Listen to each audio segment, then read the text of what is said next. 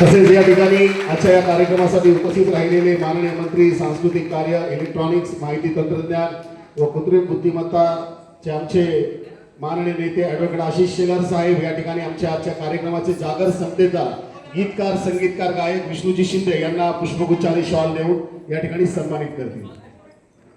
संपूर्ण भारतभर आपल्या फुले शाहू आंबेडकरी विचाराची तोफ घेऊन गीत गायनाच्या माध्यमातून कार्य पेरणारे विष्णूजी शिंदे यांना सांस्कृतिक मंत्री आदरणीय आशिषजी शेलार साहेब या ठिकाणी सन्मानित करत आहेत। जोरदार टाळ्या वाजवून सगळ्यांनी स्वागत करायचं आहे।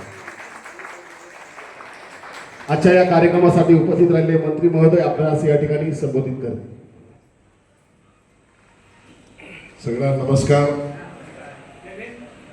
आणि जय भीम। आज शिंदे साहेब आपण सुद्धा या ठिकाणी अतिशय उत्कृष्ट अशी हा जागर उभा केलेला आहे।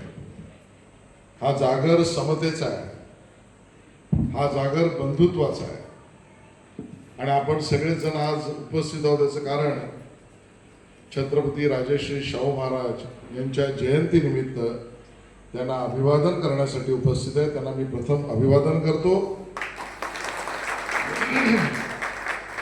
आणि शाहू महाराजांचं नाव घेतलं की आपल्या डोळ्यासमोर समतेचा तो विचार येतो, सामाजिक क्रांतीचा तो विचार त्या डोळ्यासमोर आपला येतो। शाहू महाराजांनी हे प्रत्यक्ष जगाला दाखवलं की माणूस लहान किंवा मोठा तो कुठे जन्मला, कोणापोटी जन्मला याच्यापेक्षाही त्याला संधी मिळाली की नाही याच्यावर अवलंबून आहे। आणि प्रत्यक्ष शाहू महाराजांनी ती सामाजिक क्रांतीच मी म्हणेन ती केली। सगळ्या वंचित समाजाला, शोषित पीडित समाजाला सुद्धा न्याय मिळावा, मग शैक्षणिक असेल, समान संधी आणि समान न्यायाची भूमिका असेल, या सगळ्यासाठी एक क्रांती उभं करणारं जाज्वल्य असं व्यक्तिमत्व हे आम्हाला छत्रपती शाहू महाराजांमध्ये दिसतं। आपल्याला माहिती आहे की विकासाची सुद्धा नवीन नवीन परिमाणं छत्रपती शाहू महाराजांनी मांडली।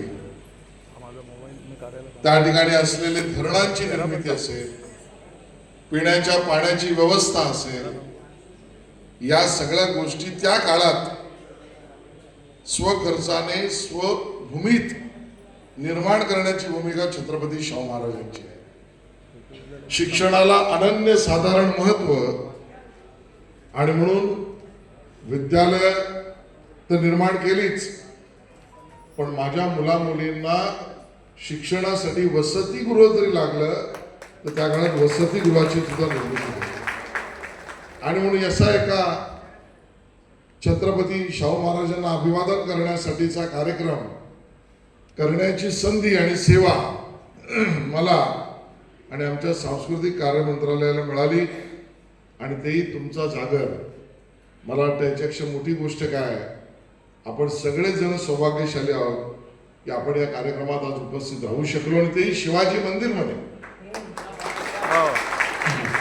त्यामुळे मी आपल्या सगळ्यांना शुभेच्छा देतो, पुन्हा एकदा महाराजांच्या चरणी अभिवादन करतो आणि आपला कार्यक्रम पुढे चालू ठेवावा, कारण मला अजून एक महाराजांच्या जयंतीचा कार्यक्रम आहे, तिथे जाण्याची परवानगी द्यावी।